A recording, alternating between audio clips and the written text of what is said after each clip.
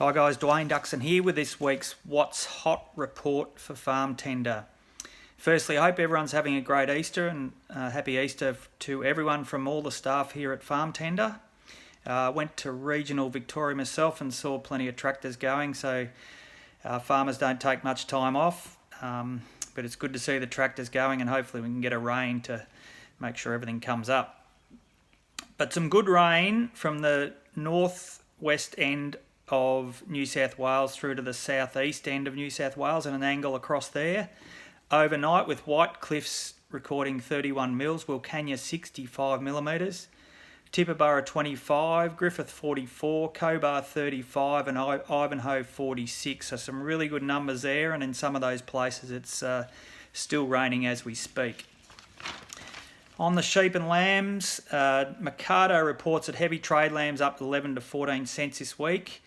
Mutton down 4 cents to $5.05 a kilo. Also, Mercado recorded that the Eastern Young Cattle Indicator was down 6% during the week. Finisher cattle up 6 to 8 cents, but the prediction is if there's 10 days without an autumn break, and I don't know what the New South Wales rain will do to that, they're predicting that cattle prices might retreat back to the lows of earlier in the year. So not good signs for cattle without rain. On wool, the Eastern Market Indicator up 7 cents to 19.43. Solid week for wool. And there's plenty, as I said, there's plenty of dry seeding going on in Victoria, New South Wales, South Australia, etc. And the grain market really is in the lap of the rain gods. Cereal hay and canola hay trading in the mid to late 300s and was pretty steady during the week. However, a rise in lucerne and vetch hay and is trading in the early to mid 400s. So a bit of a rise there. It's probably on the back of the rise in the cereal hay prices in the last couple of weeks. Obviously no comparison in quality between vetch hay and cereal hay, so vetch hay had to rise. Straw, and especially cane/maize straw, was popular trading in the last couple of weeks. So plenty of activity in the hay market as supply starts to dwindle, and obviously as the dry continues, demand's on the rise. Now, we outlined a simple graph in our Prime Ag News that shows the dairy industry where it took a turn for the worse. So since 1980, milk prices have been tracking the CPI, but in 2010, the CPI continued to rise, but milk prices flattened out, and I'll put a link to that. It's a really interesting graph, a very simple way to look at it. You can see where the dairy industry took a turn for the worst.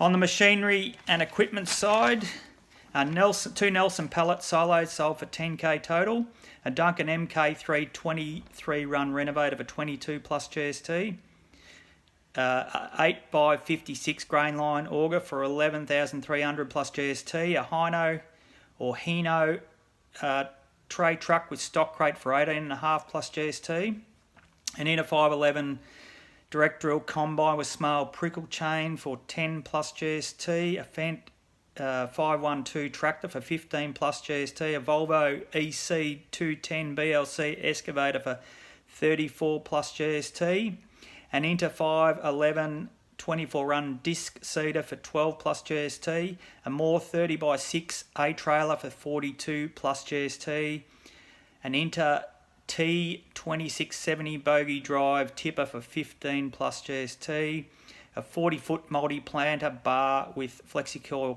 cart, 1720 FlexiCoil cart for 60 plus GST. So that's just a bit of a snapshot of what sold on Farm Tender this week.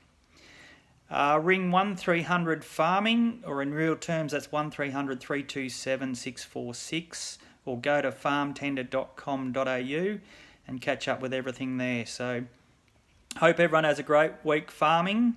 Hopefully we can get some more rain, or rain in general, and I'll see you next week. End the message.